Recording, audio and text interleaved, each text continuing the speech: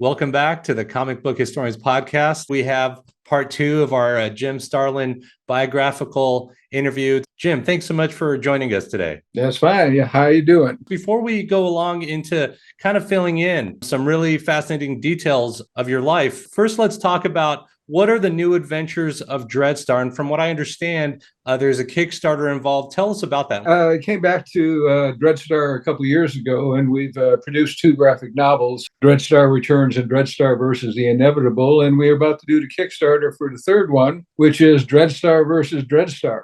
Back years ago at Malibu, there was a version of Dreadstar. It was a female version that Peter David wrote and Ernie Colon drew. I decided to revisit that story, and what we are doing in the Kickstarter, we're offering a collected version of Peter and Ernie's Malibu Dreadstars, and we're doing a new story involving Kala Dreadstar, Dreadstar's daughter.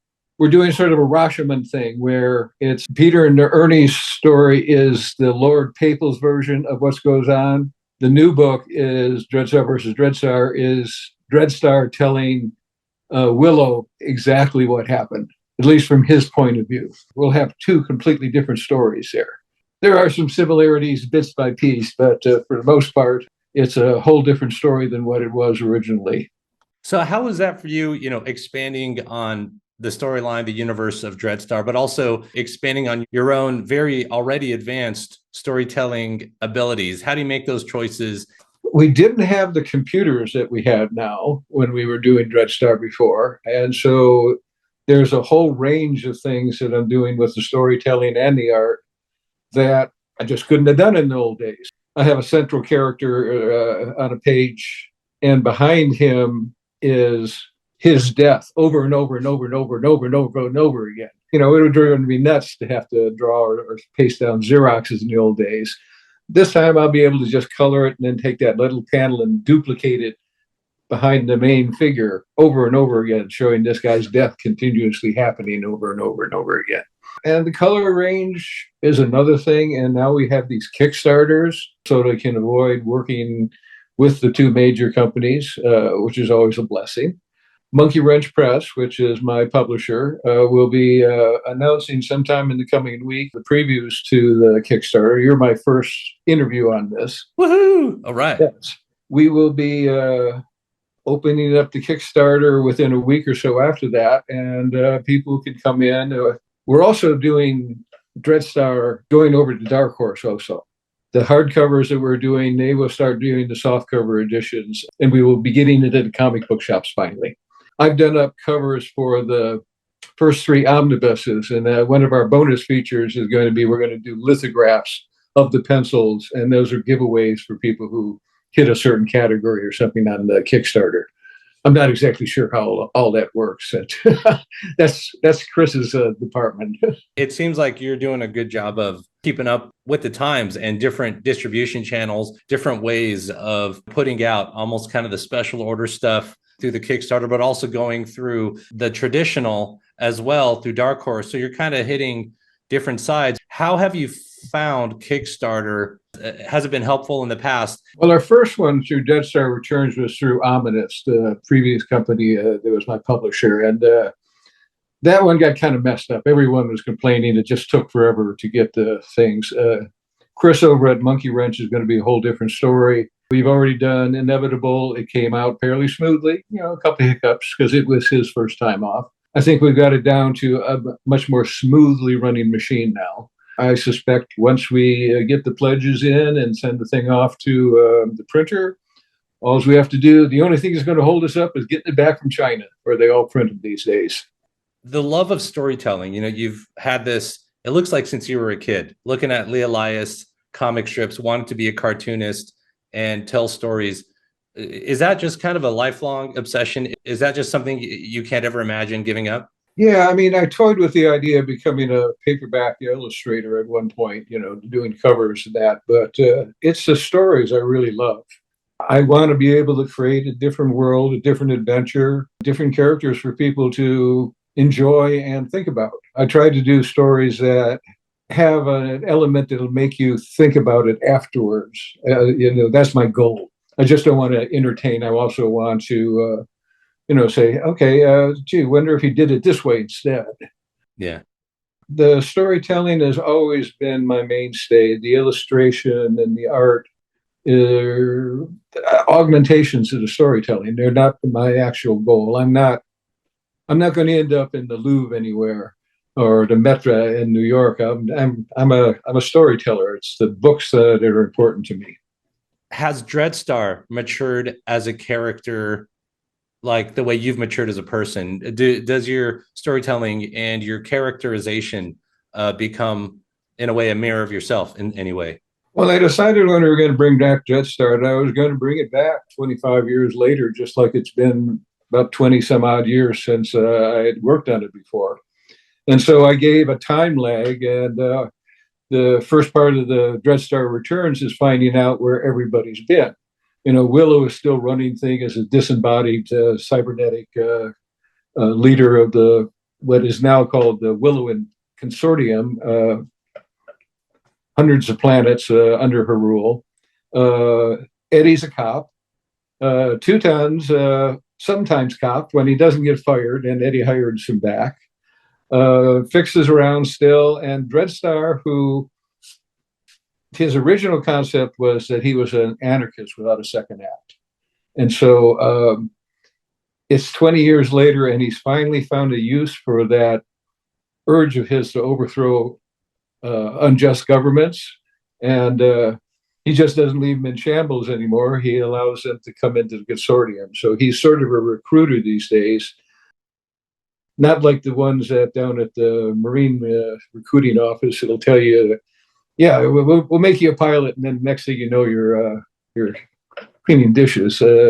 He's a recruiter who overthrows the government and gives them the option to come in. And just when it looks like everything's going to be working fine, we get our danger element in, and it's something from the past in the first book that nobody saw coming, and from a character that nobody ever expected to see again. So it was kind of interesting doing that one. And the second book was my pandemic book, basically. Jamie, my anchor, Jamie Jameson, was very sick with COVID the first book through, and took us forever to get it done. The second time around, she's a little bit better off. It was inspired by COVID. It was, Dreadstar versus the inevitable, and coming to terms with the fact that even as powerful a character as he's got to have points where he has to accept that there's just nothing more he can do. He can't win them all. And Dreadstar versus Dreadstar will be a family drama, a dysfunctional family drama. We're done with the fourth book. I'm done with the pencils. Jamie's inking it right now. Where's Dreadstar, which is basically Dreadstar disappears for a book out of his own book. And the final one, which I'm in the midst of penciling right now. In fact, here's a page from it behind me. Beautiful. It was originally supposed to be called Dreadstar and Omnipotence, but it's now, I think I'm going to call it Dreadstar and the Good Death. Yeah, I love it. More Jim Starlin death. I always read your stuff, especially if death is involved in some way. This is a real freak out on the fifth one here. I'm having a great time because even though each of the books has been an individual story, they've all been leading up to this book. Oh, wow. And I'm having hell of a time trying to put it all together. I got 50 pages of it put up, and I'm constantly pulling pages out and renumbering them because I want to get this story just right. And it involves everything from new creation myth to godlike powers, omnipotence, family matters again, and a number of other things that are just I had left enough loose ends where I have to all tie them off here in the last book, and it's turning out to be quite a challenge. Amazing, like what the Russo brothers did with Endgame, having to converge like a bunch of different things, and that's not easy. But the punchline, I'm sure it's going to be awesome, and I'm really looking forward to it. Everybody, go off to Monkey Wrench Publications and get into our Kickstarter for the third Dreadstar, and you can get the previous Dreadstar books over there too. There's my pitch. I had to make sure I got that in at the end. There's some questions that I kind of last time I thought, oh, I should have asked that. And so again, I'm going to go kind of chronological just to make it kind of a smoother way of doing it. But curious, when you were a kid, Twilight Zone, Outer Limits, did you watch any of that stuff? Twilight Zone, I remember doing, yeah, both of those. You know, if they had anything to do with science fiction, Forbidden Planet, all those early science fiction and horror things, if they were available. When I was a kid, we used to go to the theaters on Saturday afternoons for a quarter, and you would get two horror films. And I would always get on my bike and drive on down to the Royal Oak Theater and catch the monster matinees. We talked about child Starlin. We talked about young adult Starlin entering the Navy, but teenage Starlin we didn't talk about before. And from what I understand, there is the Detroit mob and the comic conventions when you were a teenager and you were friends with Al Milgrom, Rich Buckler. I only knew Al Milgrom. I didn't meet most of the rest of these guys until after I got out of the service and I was just about ready to go to New York. That's when I met Rich Buckler, Arbel Jones, Keith Pollack, Greg Thiessen, a whole bunch of folks that were from the Detroit area. But no, Milgrom was my one contact with fandom. He was going to conventions while I was in the service, and I remember him hauling me off to one just afterwards, and Russ Heath was a guest. Milgrom was immediately running over to have him sign things, and I said, I don't want to bother the guy. You know, I mean, I had no idea what these conventions were all about at all. Oh, that's interesting. Okay, so in the Detroit mob, although you guys have been put in that, really your friendship more was with Al Milgrom, and it wasn't really in comic convention fandom yourself, it sounds like. No. I never went to one of these until after I got out of the service. I knew who Jerry Bales was, who was a big comic book person down in the Detroit area, and I believe Milgrom and I went to visit him one time when we were teenagers. And there was Mike Vosberg, rather. I knew him also for Pontiac. Milgrom had connected up with him through some fan outlet, and we hitchhiked out to his place in Pontiac one time, which is about 16 miles out of Detroit. What year would you say that probably was? Probably around 67, 68, something like that, just prior to my graduating and going into the service. Okay, yeah, that's actually part of that fandom era is kind of around that time, a little bit earlier, but really going into 67. That's great. Dave Cockrum, we didn't really talk about him last time, but from what I understand, I think there's a shared Navy background. Is that correct? Tell me about you and Dave Cockrum. I didn't know Dave all that well. I did a couple conventions with him. I remember we had one up in Toronto, but we met a few times, but I didn't really know him all that well. And did you guys interact much in the 70s at Marvel? He inked one of the Captain Marvel issues that I did. Didn't see him at all during that time. His wife worked up at Marvel, Patsy, I think her name was, and I would run into her occasionally and ask how Dave was, but there wasn't really much socialization. In fact, it's kind of strange when I think about it, because there was much of a social scene among the young artists when we first came in there. We used to have First Fridays at Frank and Jan Brunner's place up in the Dykeman area in Manhattan, where everybody would come together, get drunk, and show each other their artwork, and egos would explode. It was fun. But I don't remember Dave at many of those things, or at all, any of them, now that I think about it. Who would you say were kind of your closer pals in the 70s at Marvel while you guys were working there? That would be Milgrom and Alan Weiss, Steve Englehart. We used to hang out quite a bit together, go to shows, just wander around town. We were coming up with ideas, going off to Halloween parties over in someplace in Connecticut, famous Halloween party. I can't remember the name of the town.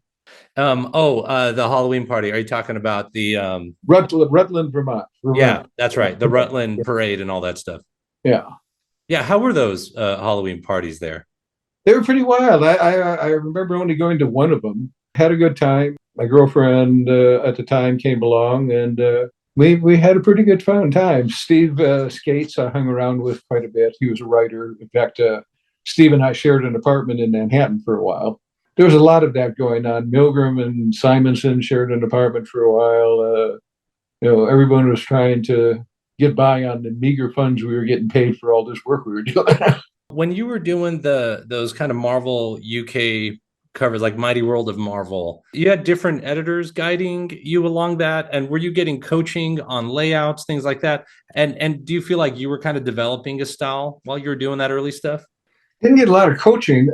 These were reprint books that they were doing over in England. They would just tell me what was going to be in that book, and I would sketch up a sketch, do up a sketch of what I wanted to do, and then sit down and pencil it. It was a real back burner job. It was something that nobody else wanted to do.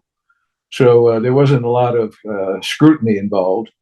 In fact, as it went along, I started farming out, and this is something I don't do all that often, was farming out some of the work I do on the layout. And Milgrom, and I remember Bill Dubay at one point, he had the editor over at Marvel, or over at Warren magazines, Creepy and Eerie.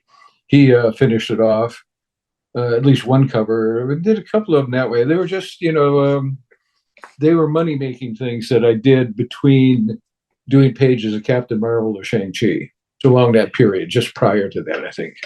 Captain Marvel, you created Nitro. He was a joke. I thought, what is the most stupid power you could have? Blowing yourself up. It's still really interesting because there's almost like a terroristic aspect to a villain like that. When you did that story and Captain Marvel grabs that gas container, right? That's what was the explanation for him later, having the cancer that he had in the death of Captain Marvel. Did you intend for that panel, him holding that, for that to give him cancer at that moment, or did that come later? That came later. I went back, looked at the final issue and saw that thing and said, well, that's where he got it. That's his cigarette. Of course, you said last time, this was related to your father's experience and you reconciling that. But as far as the origin of the cancer itself, what kind of cancer did Marvel have? Did you ever? I never specified what it was one way or the other, because alien biology, I figured I should leave it rather nebulous. Did you have any particular one in mind? My father, when he had it, he ended up with multiples, so there was no saving him. So no, I didn't have anything. It wasn't lymph node, wasn't lung, wasn't prostate. It was just, an overall spread throughout the body. A multi-system kind of. Being not a medical doctor, I figured I had to keep it kind of loose. You mentioned your friendship with Steve Englehart. You guys co-created Masters of Kung Fu together. Tell us about creating Shang-Chi. It all started off with the Kung Fu TV series. The first season of the Kung Fu TV series with David Carradine was just terrific. They had this guy named Furia, I think his name was. And he was I believe it would be called a showrunner now, and was doing a lot of writing. And after he left, the series went really downhill fast. But that first season, we were just inspired by it. And Englehart and I wanted to do a comic book version of the series. And so we went over to Warner Brothers, DC, which was owned by Warner Brothers at the time, and said, we'd like to do this thing. And they said, no, we're not interested. This Kung Fu shit's not going to last. It's a flash in the pan. But we'd really like you to do this thing called the Scarlet Pirate. And I went, no, I don't think pirates are my thing. And as I recall, the Scarlet Pirate lasted about 2 issues before it disappeared. Pirate comics were never going to be the big thing, I don't think. But somebody had that idea that they were on their way in. So we went over to Marvel and said, we'd like to do something like this. And so Roy Thomas, the editor, says, start putting it together. Worked a lot with Stan on this particular thing. He approved the costume finally, which was basically just a gi with some symbols on it. We ended up having Fu Manchu grafted onto the project. I thought it was Stan who had bought the rights, but it turned out later on, I found out it was Roy. He bought the rights to Fu Manchu. And so we sort of put him in as the Yellow Claw kind of character, which was, I think, what we were going to do originally was dig at that old character out or something like that. Or maybe we were making up a new one entirely. I can't recall, but Fu Manchu got pulled into it.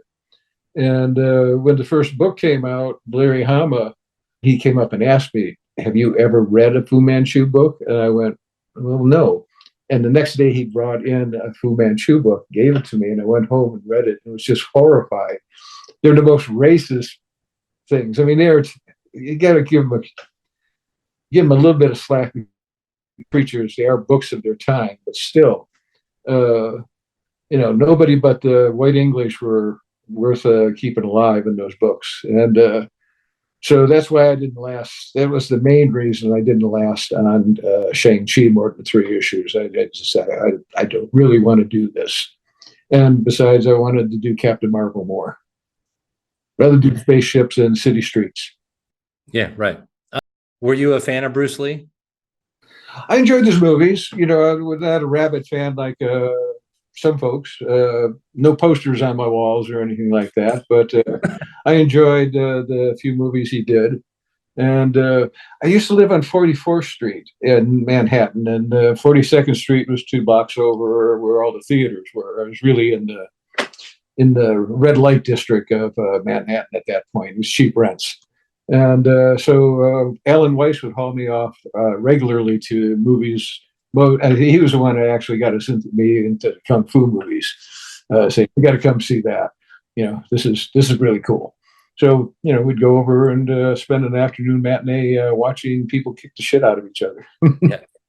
Did you get ideas for comic fight choreography from those movies? Yes, a bit. But in the comics, you have a frozen moment.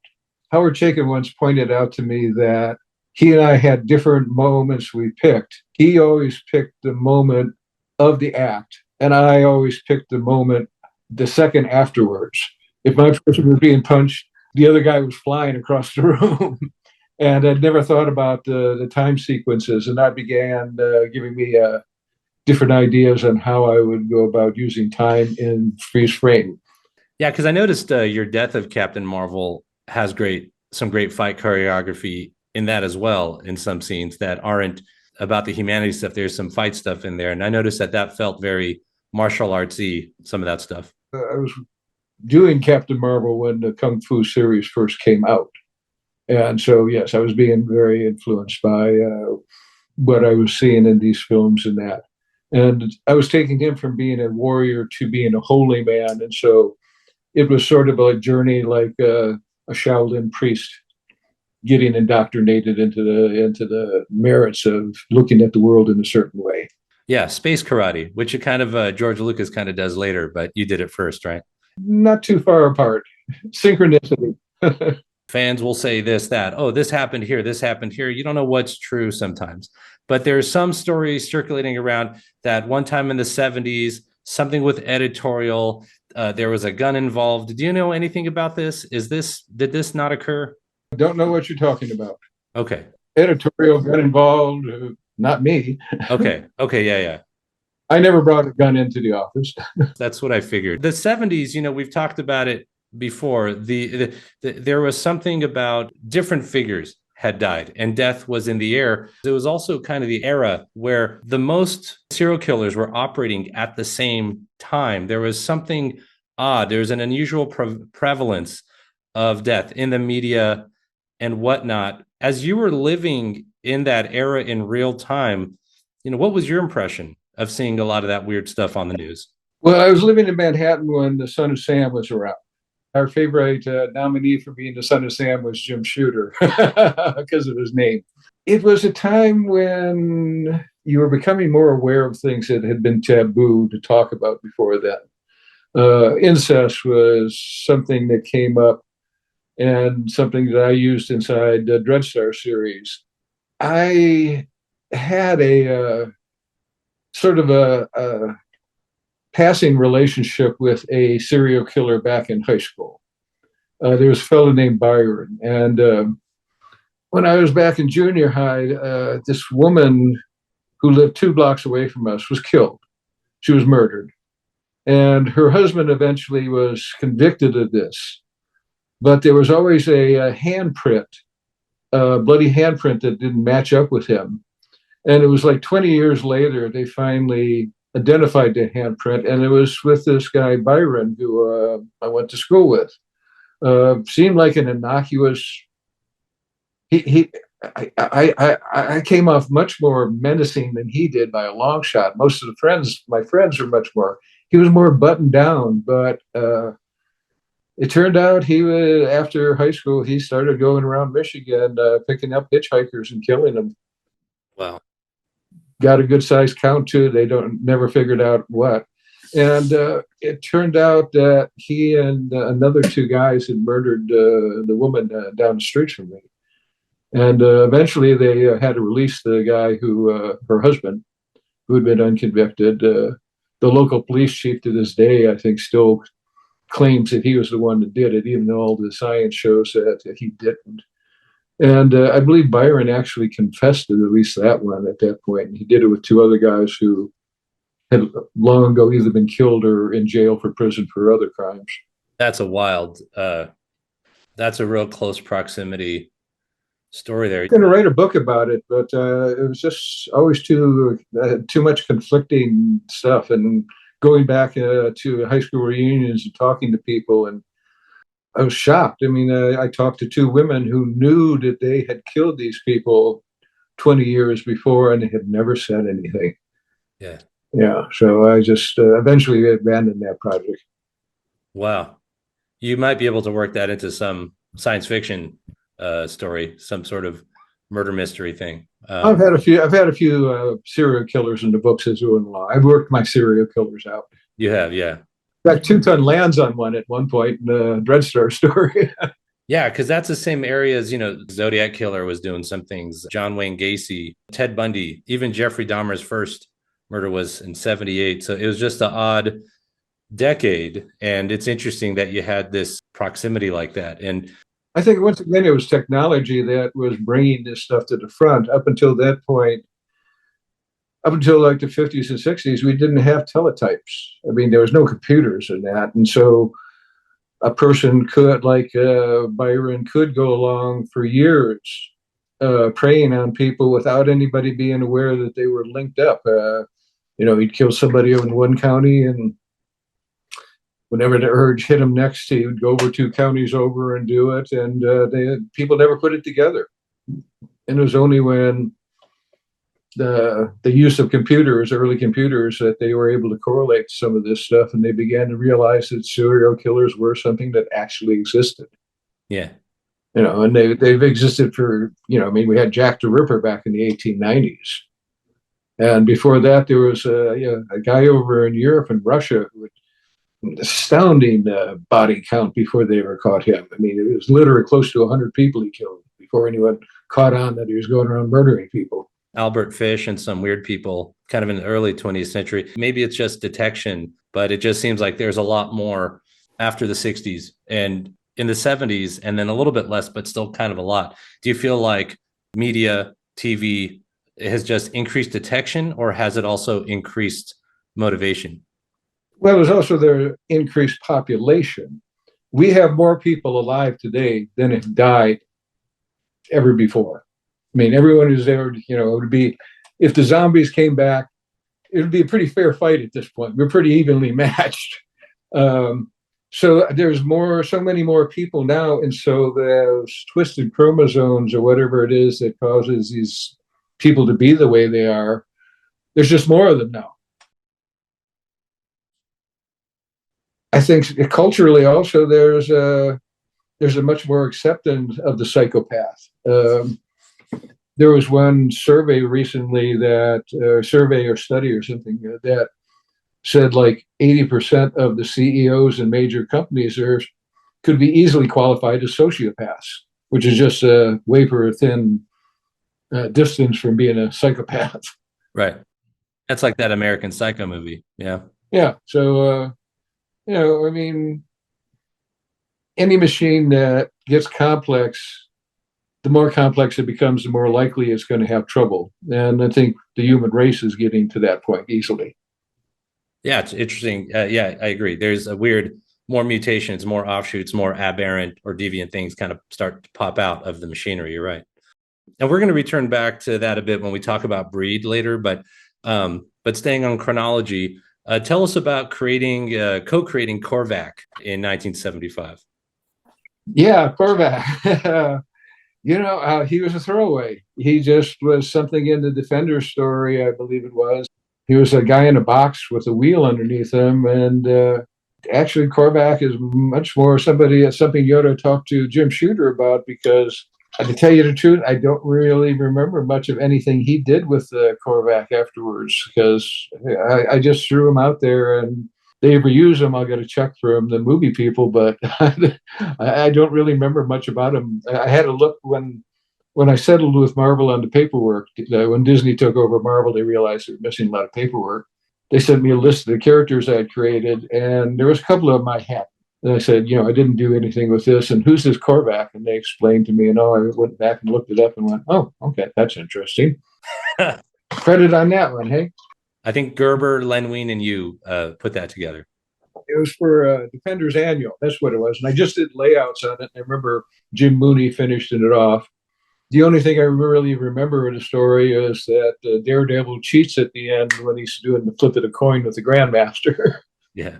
Upstart Associates, you had referred to the studio of you, Chaykin, Myerick, Simonson, sharing a studio, bouncing some ideas, working in that space. But how did that start? What was the origin of Upstart Associates? Well, I had just come back from California and ended up getting an apartment out in Queens. And I didn't really get to see many folks out that way. I was limited income, and I had to take what I could get. And so I think it was Chaykin who started talking about doing a studio together. Bernie Wrightson, Jeff Jones, Barry Smith, and Mike Ludo had one a few blocks over from where we ended up. Seemed like a great idea, and we went hunting around and found this place in the Garment District. And I believe at the beginning it was Walt, Howard, myself, and Val Merrick who had first started in. We didn't have any real electrical outlets or anything, so I went through and I actually jury rigged up a lot of electricity, which was probably really dangerous. There was a lot of electrical tape involved in it. And in fact, at one point, some electrician came in years later and looked at it and went, man, I'm surprised you guys haven't burnt down by now. But, we had a big space. It was, something like 50 feet by 100 feet. I mean, we had plenty of room there, and we each took a quarter. We built a dark room off in one corner. And Simonson built up this huge wall of bookshelves around himself, which I was sitting next to him, so I had a nice private nook all by myself there too because of his dividers. And Chaykin was right across from me, and we were both getting into painting at that point. He started off ahead of me. And so I picked up a lot of things on how to do the Metamorphosis Odyssey by just seeing what he was doing on Star Wars My Destination. Val was over there on this other side of the room, and he was our karate expert actor, all sorts of other things, and comic book artist. And Walter was the talker. He got a job where he was doing an adaptation of the Alien movie with Archie Goodwin, and he would talk about it all the time. And when I finally went to see the movie, I was the only person in the audience not jumping out of their seat because he had told me every minute of the movie before I got there. And I went, Walter. So it was spoiled for you. No Jaws for moments for me on that one. Yeah. Going into kind of the 80s more, you worked with Jim Aparo on Batman. Yes. How was working with Jim Aparo specifically? And when you got Batman, what was kind of your mission statement with him as a character and the personification of Bruce Wayne Batman, kind of all in one? I had quit Marvel or something for some reason. And Denny O'Neil, the editor, asked me if I would do a fill-in issue. And he liked it and asked me if I would do another one. And after about the third one, I said, am I the regular writer on Batman now? And he said, we'll see. I always thought that going out and fighting crime in a black and gray outfit while you bring along a teenager who's in primary colors, a little problematic. Let's say child endangerment. And so I never wanted to use Robin in the story. So I always tried to work him out or not put him in it at all. And so occasionally Denny would say, you got to put Robin in this story. And so I do a story where it looks like Robin's a murderer at the end because nobody liked this Robin. apparently right from the beginning, nobody liked Tim Drake or whatever his name was. Oh, Jason Todd? Jason Todd, whatever his name. Tim Drake was another one, wasn't he? Yeah, he was later, yeah. He's later. Okay, I've mixed up my dead Robins. When Denny came up with the idea of doing the call-in thing on Robin's death, I had been lobbying to get rid of Robin for a long time before then. So I went along with that one quite readily. As far as working with Jim Aparo, Jim and I did our entire run of Batman without having laid eyes on each other. Never spoke. I turned in the script. It went to Denny. Denny sent it off to Jim, who was up in Connecticut, who would pencil, ink, and letter a page a day. That was Jim's claim to fame. And so he was just this terrific artist who, didn't know, had no association with, but he was giving me these terrific Batman stories, so I had no reason to complain. I also had Bernie Wrightson to work with on a number on the Cult Batman series, which was one of my pleasures. I mean, working with Bernie was so much fun all the time. Yeah. We lived near each other. In fact, I'll tell a story about this. We did the Cult, and one of the things with Bernie is you had to stop by once a week or so and look over the pages and tell them how great they were looking, because they were. I mean, this was not like me having to stroke somebody's bad ego. It was just to keep him interested. And this is how you got work out of Bernie. And Ron Mars was also living in the area. And so we between the two of us, we got like about 5 different books out of it. And when we did the Cult, it was their best-selling book over at DC. So we went over to DC. We wanted to do a sequel. They said, no, we want Bernie to do a Swamp Thing story with Len Wein. Made sense, except that Len lived in LA and Bernie lived in New York. And I said, you're never going to get this story out of him. And they said, no, we'll do it. We'll manage it. Well, of course, he got 10 pages into the project and he quit. So we took the Batman Cult sequel and we changed it into a Punisher story, and we took it over to Marvel, and they bought it to POV because after Bernie quit at Marvel, they were all out at DC on the Swamp Thing thing. They weren't going to do it over there. They were pissed off at me for something or other at the time, too. So we did it as a Punisher story, which was challenging because Batman has some personality and Punisher doesn't. So you adapted it a bit to fit that character. We had to fill up the side characters more. There was more side characters than there are the Punisher in that story. And the Cult, it's really dark. So it seemed to me that you really wanted to confront Batman one-on-one against some really dark, intensely, just murderous bad guys. I think it made Batman, almost kind of scary to read. You didn't know what kind of psycho he was going to face next. Frank Miller had done a bit of that before me, with his Dark Knight series. And basically, that's where Batman came from. He was a dark, mysterious, scary character. Before they threw Robin in there, some of those early Batman stories were kind of ghoulish for 1940s comics. In fact, I always thought it was kind of interesting. Bob Kane, who created with Bill Finger, he had a piece of the action. And so when they had that 1960s Batman show coming on, he had to go out there and say, oh, yeah, I love it. I love it. Even though it's a complete antithesis of what he had created. He was just glad to be getting another check on it. But as I was going to watch the Infinity War, I was thinking about Kane and that because Joe Russo had contacted me about 2 weeks before the movie and said, 45 minutes of the Thanos stuff that we had planned in the Infinity War, we had a scrap. The studio just doesn't want to have that much without the Avengers. And I went, oh my God, that's going to turn it into the Justice League movie. So I was thinking about Kane as I'm sitting there walking in the line to go to the premiere, going, okay, I better practice this. I love it. Oh, yes, I love it. I love it. I love it. I love it. 5 minutes into the movie, as soon as the Hulk shows up, I said, I don't have to fake anything. I really love this thing. Yeah. It worked out just fine. Another thing, you also worked with Bernie on the Wyrd at DC. It's an interesting story. I've read it. I like it. It's science fiction. It's a strange story. Tell me about creating the Wyrd with Bernie Wrightson. Well, I had this idea, and I did up a sketch of what the character should look like. I designed most of it. Bernie came back, and he gave it more opera gloves. I had them more tight-fitting. So he turned it into a much more interesting looking character by doing the folds and that into it.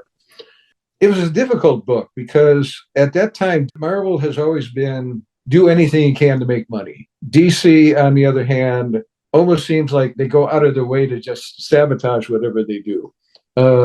At that point, every editor was sort of a fiefdom unto themselves. So as we started working on the Wyrd story, we wanted the Justice League, who was in there, and Superman. The whole idea was that these macrolots, who were the bad aliens, they were going to take over Superman, and the original idea was going to be Superman and Captain Marvel fighting the rest of the Justice League, and the Wyrd has to end up defeating them.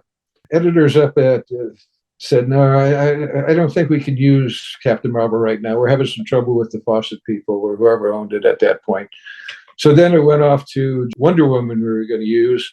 And John Byrne shot that down because he didn't want anybody else using Wonder Woman. There were a couple other characters, and they all got shot down. And eventually we ended up with this character called Nuklon, who was from Infinity Incorporated, I guess, a book I had never read. I had no idea what it was. And we had to put this character in just because he was strong. And Bernie kept going, who the hell is this guy? I never heard of this guy. Why are you putting him in there? So I'd have to explain to him again. This is the only one we could use, Karen Berger, she was interesting to work with. She was the editor on it. She directed me more into putting more of the young boy into the story than I had originally planned. And I think that worked out well doing that. I thought Bernie was going to ink it, and he gave it off to Dan Green to ink, and that was kind of an interesting combination. I remember much more about point of view and POV and the big change and cult than I do the Wyrd, actually. The Wyrd was something that they never liked the character up at DC. We brought him back a couple times, did a Stormwatch reboot during the 52 series and brought him in there. But sort of like the Thanos. Thanos was something that kicked around Marvel for 40 years, and I was the only person who ever touched it, except for one story Mark Waid did that he sort of got Thanos forced onto him to use in the Kesar story. But the Wyrd seems to have the same effect over at DC. I think it's a really cool character, but nobody seems to be interested in him. You worked with Bernie quite a bit at this time. You also did Heroes for Hope and Heroes Against Hunger, those kind of one-off things that Marvel and DC were doing, I think like 1 or 2 pages in each one. What was that about? There was starvation over in Ethiopia, and it seemed like a good idea. I was hanging with Bernie, and we said, we got this medium, maybe we can do something. And we went in and talked to First Marvel, and they were good with it. They said they thought it'd be good publicity for them, showing that they were human. Distributors and printers all gave us a break, and I think we raised about $100,000 in relief at that point. Then did the same thing over at DC. It was the same results. DC was a bit more problematic. As we were getting into the production, one of the writers had gone off to some kind of benefit where he met Cyndi Lauper, and she said, all these charity things are nothing but ego. We shouldn't do these. So this writer comes back, and he starts calling up all the other writers and telling them not to do the book. And I'm having to call them around, and, it's like hurting, 40 some odd people, let's say 60 odd people to get a book done was hard enough. And then half of them wanted, a good, not half of them, about a handful wanted to quit after talking to this writer. And, I kind of said, hey, we're not doing this for ego. People are starving here. This is actually going to do some good. Now, you can either listen to this asshole who thinks it's all ego, or you can actually contribute something to it. And they left it to that, and they all stayed. Yeah, that was kind of the comics version of the Live Aid concert that kind of happened. Yeah, it was the comic book equivalent to that. Yeah, that's pretty awesome. And you guys also did a Marvel graphic novel with Hulk and the Thing. You remember doing that? The Big Change, yes. Yeah. That was our first job together. I love that graphic novel. Was that fun to do? Oh, it was tremendous fun. He was doing it in full color, so I'd go over there, and there was these mind-blowing pages each time. It was very easy to egg him on at that point. He didn't like doing it that way. We did it Marvel style. I wrote him up a plot and helped him break down, and he didn't like that. So after that, we did it more DC style. Everything was a full script. And that's how I pretty much work with everybody at this point. Just it was easier than trying to work it out the other way.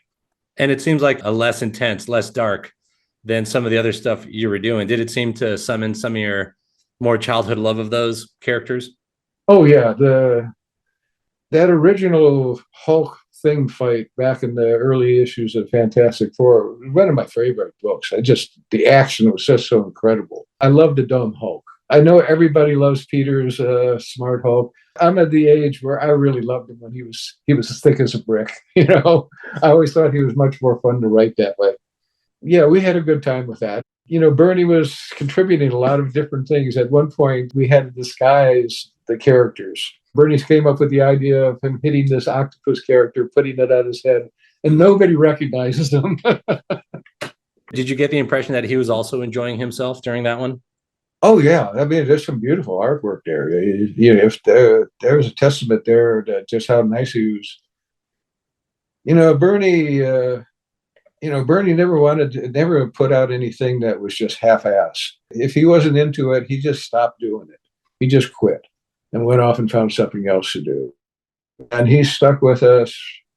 We did four good-sized stories together. I mean, the fact that I got him that much work out of him, I don't think anybody other than Len, when he was starting off on Swamp Thing, got that much work out of him. Yeah. In fact, I bet I beat Len in the long run, because I think he only did about 8 issues in Swamp Thing, 6 issues. Shorter than what you guys did, yeah. Yeah, he was doing 20-page stories, so most of you got was 100 pages out of him. I got 400. I win. You win, that's true. Were you and Bernie friends then? Oh yeah, he only lived a few miles away, and our wives were friends also, and so we'd see each other easily once a week. It was we did a lot of snowmobiling together and tubing and stuff like that. And he always had this Halloween party. It was the best Halloween party in the world because everyone was dressed up. Oh, it was all costumes and all cartoonists, and everybody was being their weirdest. I came one year as Rorschach. Oh, great. Starting off with the sign and, no mask and walking around saying the end is near. And then I would sneak out of the party and come back in the full costume and creep everybody out. And nobody caught on to the fact that I was the same guy. I had the same coat on. People were coming over to Bernie and going, "Who is that over there? He's creeping me out." I love that you did the 2 costumes too. That's genius. That's really good. So then when you guys were making stories, you guys were hanging out in person, talking on the phone pretty often, it sounds like, while you're doing this stuff. Yeah, we were, I'd say as much as we were best friends at that point. I tended to hang out with Bernie more than anybody else I could think of at that time. I don't remember us actually sitting down and talking stories all that often, but we talked about just about everything else. He loved monster movies. What a surprise. He was always turning me on to just the worst monster movies like Reanimator. And I go, "Bernie, this is just a terrible movie." And you go, "Oh, it's great. I love it." That's awesome. So those kind of grotesque practical effect visuals, he was into that stuff. Yeah. He was very much a fan of that thing. Once you went to Marvel doing Infinity stuff, that's kind of when you guys stopped doing stuff together, right? That's essentially what happened? No, after the Infinity stuff was POV. We did POV after that. Eventually, Bernie and his wife split up and he moved away. And that's when we sort of drifted apart. Just, the thing was, he was down in Texas. I was up in New York still. So, I didn't see much of him his last couple of years, and I really regret that. We ran into each other at a couple of conventions. We were supposed to go out and have dinner, but he wasn't well enough, and it just it was kind of sad there near the end. Yeah, that's interesting. Divorce changes the whole dynamic of these, especially when wives are friends. So then, geopolitical awareness. A couple times that I noticed. And likely a lot more, but KGBeast, there was, the Reagan administration, the Cold War, the whole, the Russian, the Soviet Union. What led to kind of the creation of the KGBeast? Bernie, maybe comes back to Bernie. Bernie was always good about coming up with names like Hand Over Fist and stuff like that. And I think the KGBeast was me trying to compete with him on that front. Somewhere along the line, the word KG came into play, and was doing Batman, and the Beast seemed KGB. So I can't think of anything much more specific than that about his origins, just other than I think Bernie inspired that sort of thing. That story, I mean, it felt like a political thriller. It felt like it could be a Robert Redford Batman movie. I was reading a lot of crime stuff at that point. If you go back through that story, there's a bunch of special agents that show up in the middle of the story, and their last names are all famous crime writers at the time: Vox and McDonald, Elmore Leonard. They were inspired a lot by the fact that I wanted a multi-level story that involved a crime. And Reagan was not my favorite president. He looks like a saint now compared to some of the ones we've had since then. I just sort of threw him in there, and I did it. I've always been aware of what's going on in the world. Later on, one of the Thanos graphic novels, I've have one of the characters kidnapping all the world leaders at the time. If you go through there, now it's kind of interesting looking at them, because there's the Israeli prime minister who died, and a number of them who, Gaddafi is in a bunch of different ones, Saddam.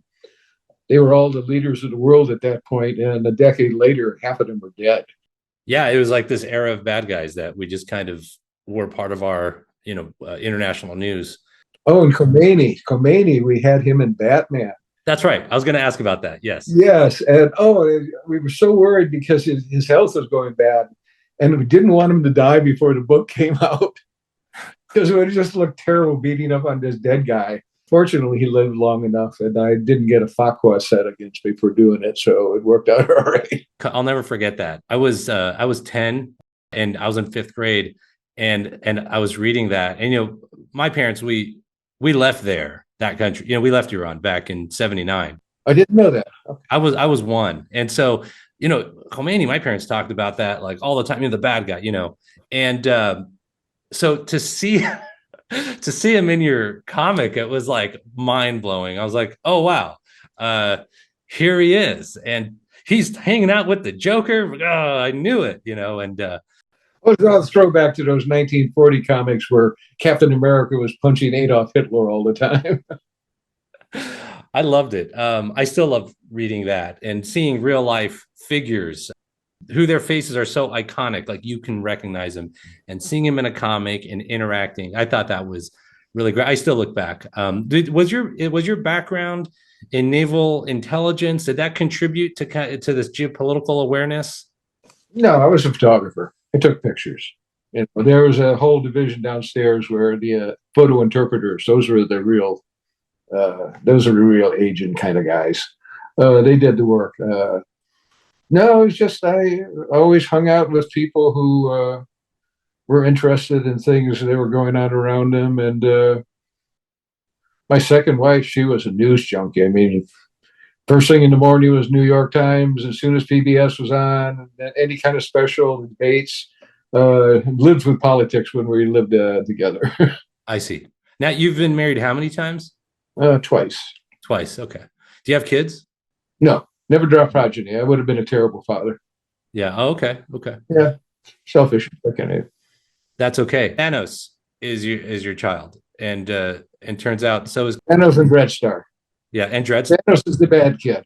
He was the one who killed me in the thing online. If you went to check to see if you made it through the snap, I didn't. Yeah, and those characters, they'll live on longer than anything. So. You mentioned before that as you start shifting away from DC, that it wasn't necessarily a corporate edict of the Robin debacle with the toys and the merchandise.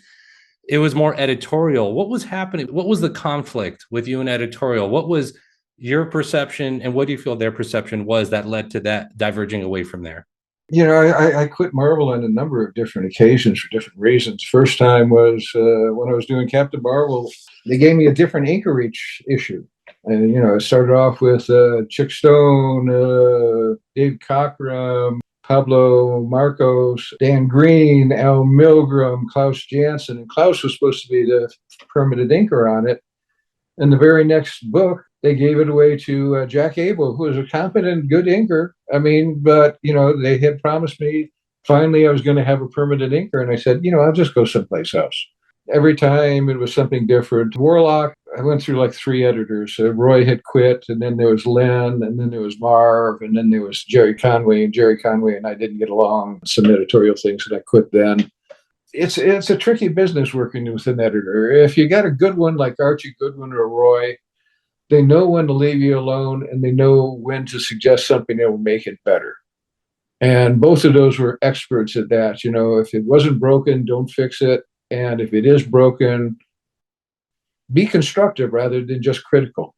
And both of those guys were like that. And a couple other, Bob Schreck, a number of folks I've worked with.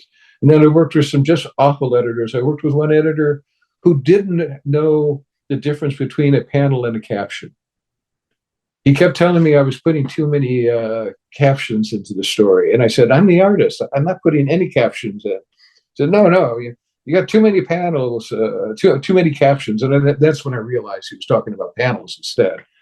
He was a new editor and very full of himself, too, if I might say. Now, but in the later 80s, when you start going away from DC Comics, there was something where editors weren't giving you work at that point. And what was going on there? That was more like in the 90s.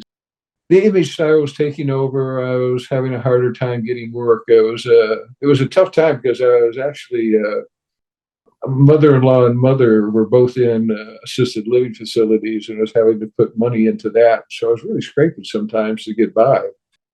And, it was just, I was out of style at that point. It was before the movies. The movies saved me. I'd probably be retired now if it hadn't been for the movies. Damn them. But I wouldn't have this house I'm living in right now if it weren't for the movies either. So it all balances out. Yeah, it does. Tell us about creating Breed with Malibu and then Image Comics. I wanted to do something monstrous. I'd written a few novels with my first wife, Donna Grajunas, Thinning the Predators, Among Madmen, Lady L, and another one called Pawns, which we syndicated in the back of the Dreadstar book, serialized in the back of the Dreadstar book at one point. I wanted to do something along those lines.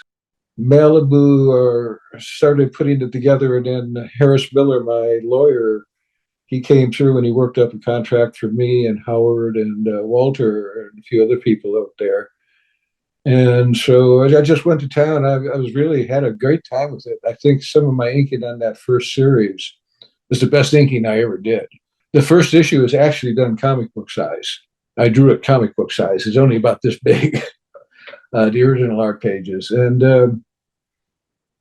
it was just a fun romp. And, I came back and we did two series, Breed and Breed 2. And then there was a spell there, Malibu eventually went under. And so years later, I did Breed 3 over at Image. I wasn't quite sure how they worked and found out it was very difficult to work with them because they never had return calls. Hurricane Irene came through here and knocked our power out for weeks. Part of the job was getting online and approving the pages, or you got hit with a penalty.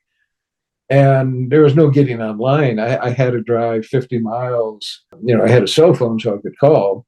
But, there wasn't any internet thing on the cell phones at that point. So I had to drive 50 miles down to the city to just get to a thing so I could look through. And I said, if you get on the phone with me, I can fix this. And they said, no, you got to get online. Okay, so, it was a bit of pain. I haven't worked with them since then. And then how was it, instead of doing Spacescapes, it was horror focused, arcane horror. How was that? And having your imagination enter that sort of world and putting that on paper? I actually think that's where it got to a point where I thought about the environment as one of the characters. Elsewhere, which was central to what was going on in that series, was an ornate place. I wanted it to be archaic and mystical and historic looking. And so I had a great time, just especially the first book. I just went crazy on the backgrounds. The second book, too. Not so much of it happens elsewhere in the third book, but it was basically a real change of pace. And it was also funny because Hellboy was coming out about the same time. It was complete synchronicity. Mike was on the other side of the country, and we were both doing the same thing. And when the third issue of both our books, I think it was the fifth issue of his and the third issue of mine, I think he was a little bit ahead of me, came out, it looked like we had the same cover. It's the main character ripping apart tentacles, Yeah. So I said, okay, well, what can you say? Synchronicity actually exists. I read it before. Then I went back and looked at it later, and it was interesting. I went on this like documentary of serial killers kick. I watched a bunch of different ones like a couple weekends ago, and some of them end up talking about some weird things. Some of these serial killers, they talk like, I think Ted Bundy claimed he was hearing a demonic voice. The more and more he would do his weird things, and even John Wayne Gacy would say that there was something demonic or some demon that was part of some of his actions. And then there was something with the Zodiac killer writing that the more people he killed, the more servants he'd have in the afterlife. There's this weird demonic thing that seems to creep up with some of these guys. After I saw that, then I read Breed. It gives that first scene a whole nother aspect to that. What's your take on this stuff? Is there something to that, and or is this just all fiction? Well, it's basically all fiction, but I know which scene you're talking about. It's that bar scene and the soldiers coming into the town.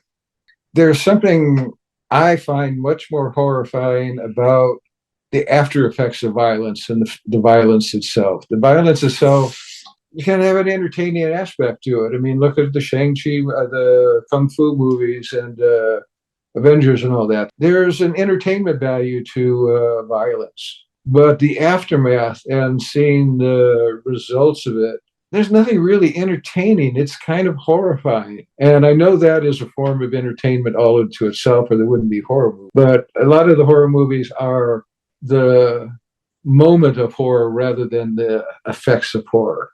I find a crime show where you come in and discover a body much more chilling than Friday the 13th, where teenagers are getting cut up by some maniacal character. Once again, I think it comes down to what Howard was pointing out to me, that he did the moment of violence and I did the after effect of violence. And I think that's where I find much more interesting. Yeah. And also when the news reports on serial killers, it's always after. It's never during. We're getting the after effect, and there's a morbid curiosity of trying to backtrack on what happened. So it's interesting that you take that approach to a lot of this stuff. So Wyrd, the Reluctant Warrior, slave labor graphics. Tell us what that character is. And I noticed, again, the word weird pops up again here. So, well, in this case, weird means fate. It's an Irish term for fate. It's W-Y-R-D. This was my foray into Bigfoot. I'd never really done much of that. I did a little thing with a series called Gilgamesh 2 over at DC, which was a lot of fun. But it was never really my thing, and I wanted to give it a shot again. And we had the computers, and, it was all black and white, and it was sort of more of an experiment. I'm not really a comedy writer, so it's not the best story in the world. There are some very funny moments when the beasties who are running around his corporate headquarters end up devouring a carton of Viagra and then corner this executive. That was one of my favorite moments in the story. But, it was basically just a little one-off exercise that, looking back on it, I think I could have done a much better job on it. So it was kind of your way of doing kind of cartoon character. Basically, wanting to do something different. Yeah. I was doing something like that with Kid Kosmos also. And we're going to get to Kid Kosmos because I'm curious about that as well. How was working with slave labor graphics? I turned in files, they'd print the books up, and I don't really remember much else about them other than that, to tell you the truth. They were out in California and I was in New York. I think we may have met at a convention one time, but, they were a brief encounter, so I don't have much of a reaction on that one at all. Egyptian mythology. It seems like there's a couple times you poke at that in your comics. There was, of course, the Metamorphosis Odyssey with Akhenaten. And then there is Marvel Universe The End, where there is Akhenaten, right? Yeah, that's the same character, just a different spelling. I mean, it was based on an actual pharaoh. There are actually 3 different spellings of his name, pronunciations. I go with Akhenaten myself. He was a pharaoh who his follower, the guy who followed him up, decided he was going to eliminate all reference to him. And so for the longest time, we didn't know this pharaoh existed.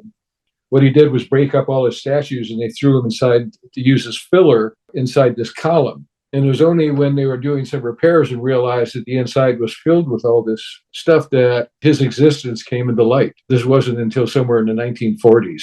He was somebody who had been erased from history and brought back, and I kind of like that. So I used that name a couple of times. I see. So it was more of the disappearance and then the reawakening. There's something about that. You utilize that in these stories. Yeah, it was kind of a phoenix kind of thing. Yeah, death and rebirth. I mean, we talked about that last time, but there's some parochial Catholic kind of element to some of that. So, but that's interesting that would appear in this Egyptian character that you would bring in. And I just love the look of the Egyptian motif. I just, hieroglyphics and the architecture of that time was just so incredible looking. I grabbed it whenever I had a chance to use it. Now, what was the inspiration for Kid Kosmos and creating that character? What were you doing with that? Harry Potter. Harry Potter was big, and I thought, gee, I'd like to do a kid. So I worked up this story. I really like someday, if I can get the chance to do the 3rd and final book. I sort of left it with him and the bad ending in the 2nd series.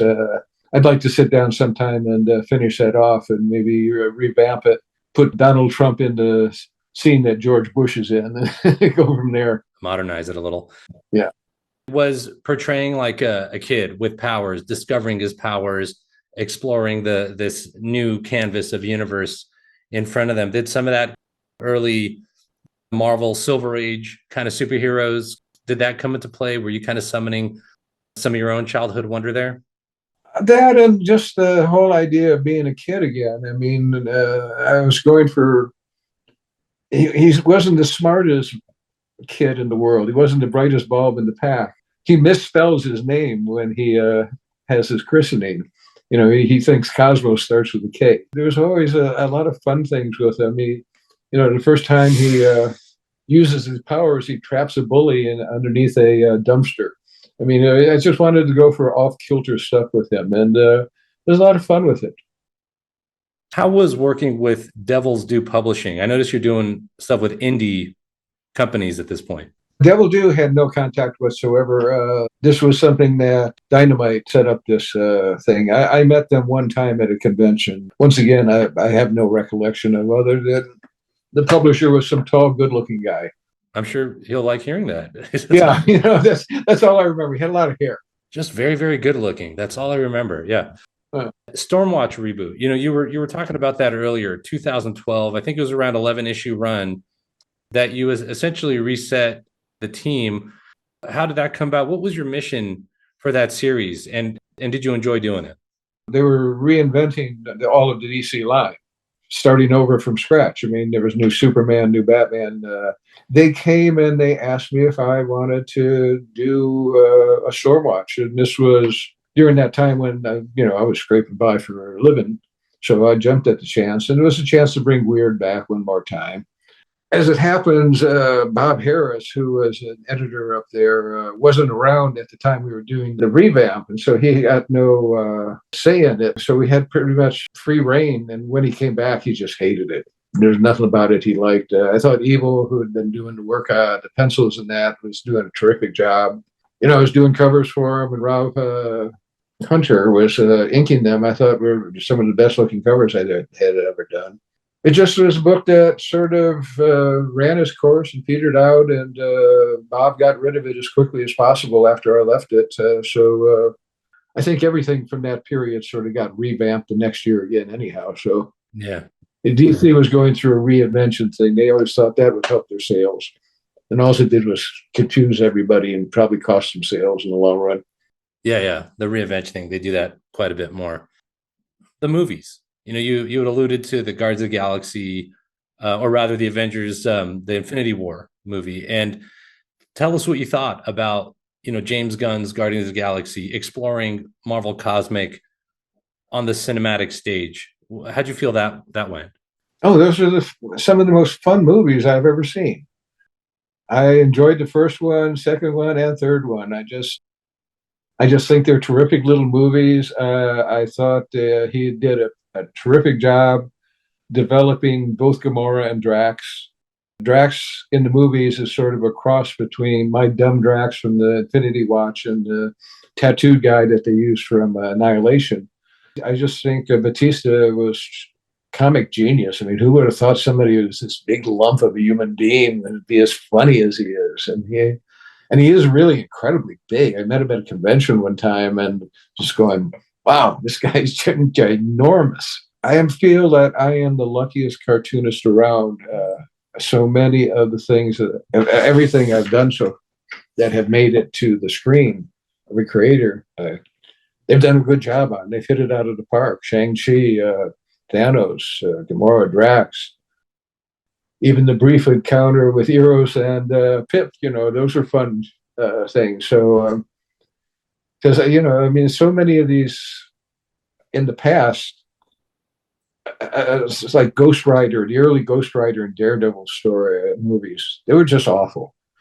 I mean, I just cringed looking back at it, and I always thought, what did Gary Friedrichs and Mike Plug, who created Ghost Rider, what did they think of it down the line? They probably shuddered. Yeah. They've done much better ones since the Ghost Rider, and the Daredevil series now on TV is terrific. But those early ones, and there was early Fantastic Four, Captain America, there was a Punisher one, to all of which were just shudders. But, I got very lucky. Everything that made it to the silver screen of mine has come out. I'm very proud of, And you met James Gunn, right? You actually hung out with him a bit. We've met at a couple of premieres, yeah. I mean, never went out for a drink or anything like that. Saw him at the last premiere, and we talked about his DC work, where he's going. Can't get him to get me into a cameo. I'd really like to do a cameo in one of his movies. Now, but you did a cameo in Endgame, though. Endgame. So tell us about how that came about. Well, I heard that they were doing this thing with Thanos, and on my Facebook page, I just out of a joke said, Mr. and Mr. Russo's, I'm ready for my close-up, some response. And somebody pointed it out to them, so they decided they were going to get me for a cameo. And they called up Marvel Editorial. And Marvel Editorial told them they had no idea how to get a hold of me, even though they were sending me royalty checks all the time. They told them there's just no way. So finally, they chased me down on Facebook, and one of the producers got a hold of me, and she invited us down to Atlanta, and has spent a terrific day on the set. Walked in there, and I expected I was going to be just sitting in the background somewhere, and if you look close, you might be able to see me. Because I wasn't on the best terms with editorial, as you may have guessed at that point. So I wasn't sure what I would expect from the movie people. And as soon as I got there, they led me to my own trailer. The makeup people came in. They told me to get out of my clothes and put on their wardrobe. Gave me a script, which I was a little put off at because the credit of the guy was old man. And I was going, oh boy, I'm the old man here. Okay. They changed it in the credits in the movie. I think therapy person number one or something like that, which I never complained, but I was kind of put off by it. Yeah, it was just a terrific time. I had, we did about a dozen takes on this scene, just running through it with 3 different cameras working at all the times. There was a lot of equipment I wasn't familiar with. It was this huge silver globe that they stick in the middle of the scene. It gets all their lighting and white balance and that set for the cameras. And I asked about this, and one of the actors who was in the scene, a young man next to me, said, "This is the first time you've been on a set?" And I said, "Oh, yeah." And he goes, "Well, how did you end up getting this gig?" Because all these guys were competing for this. They really wanted to be in it. And I said, "Well, I sort of wrote the comic this thing was, as the whole movie's based on. And he gives me this skeptical look, like, who you think bullshitting? And it just so happens that Joe Russo was walking by, heard it, and then just without stopping, he went by and went, he did, and kept right on going. And so it was a little stranger on the set after that, but it was fun. What was interesting was it was about a scene of people mourning the death of their loved ones. And it just seems so perfect that you were in a scene that discusses that very topic. It's already a legacy of yours in comic world, but then to see that acknowledged in movie world, where mainstream, $3 billion movie, that the entire world has seen. It's like Elvis in Aloha from Hawaii. I mean, it touches the planet, and that must have been quite a feeling. Yeah, it was kind of interesting. Later on, Chris Claremont was the person who pointed out to me that I was the therapist in that scene. I was the one who asked the question. I was the one who was wearing the sports coat. I was the only one who wasn't in short sleeve, rolled up sleeves. And I had never realized, you're the therapist. I just thought I was this crazy old man who they said, well, figure out what your character is, and just go with it. So I figured I'd lost everybody. And so basically I was just sort of wringing my hands and seething throughout the scenes. But looking back at it now, it was a fun day, and I'd love to be able to do it again sometime just for the experience, and we'll see what happens down the line. Apparently they're going to be bringing Thanos back again, so maybe I'll get another shot. Are you in the Screen Actors Guild? I am, yes. Okay. Is it because of that scene, or were you already in that before? No, it was because of that. And I've kept up my dues and that, so. Yeah, that's great. Because I know that if you say a line in a movie, then that equates to Screen Actors Guild membership in some way. Oh, yeah, I get a check from them once every 6 months for, a couple $100 for residues from Endgame. I'd love to see what somebody like Chris Evans gets on theirs, But, they show up for quite regularly, and, it's enough to pay the dues again. So I just keep it going. Yeah, he was in that scene, right? Yeah, he had money on some game. And every time we took a break, he was up with his phone checking out to see what the game was doing. And him and Russo, as Joe, were talking about it the whole time. Did you talk with the Russo brothers much? Quite a bit. Joe was the only one on the set. Tony, I met later on. Tony's the quiet one. Joe's the gregarious one. And I get along pretty well with him. We spent a lot of time at a party at San Diego a few years ago. And we were trying to figure out if we could work together on something else. But none of the properties I had really set off the screenwriters. So we never did anything. The two Russo brothers, and Marcus and Neefeli, they are a combined unit. They are the movie-making machine. And just never engaged them on any of the other properties, so nothing ever happened. But, I'm still in good terms with all of them, You met Josh Brolin as well? At the premiere of Infinity War, and we just reconnected a few weeks ago at a convention in San Antonio. Right. How was that, hanging out with him, talking with him? Did he talk about Thanos? Yeah, we did. I told him the first time I saw, and he didn't know this, the first time I saw him as Thanos, he was naked.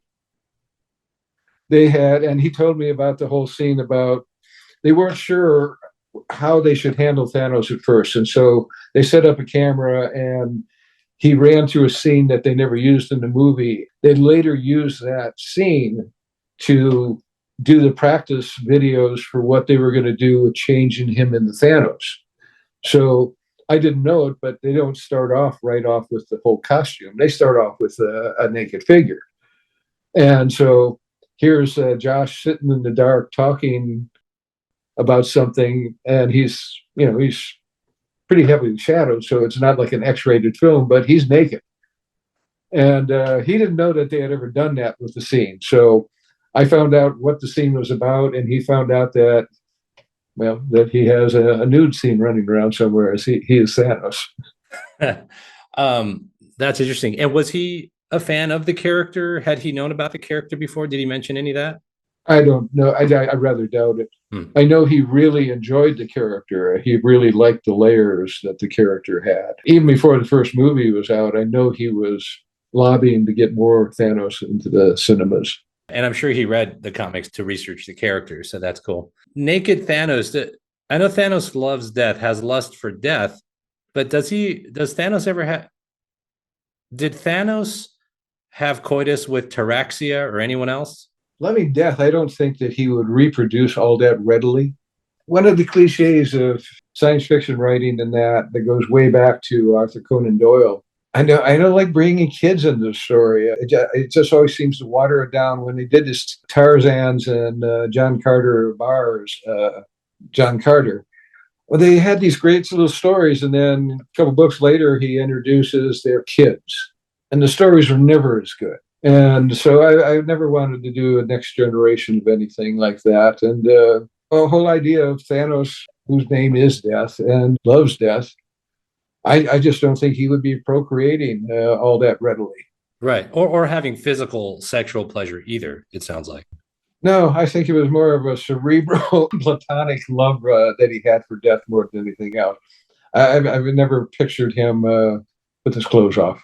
So Naked Thanos, only Josh Brolin. Only Josh Brolin can do that. Your book, The Art of Jim Starlin, Life in Words and Pictures.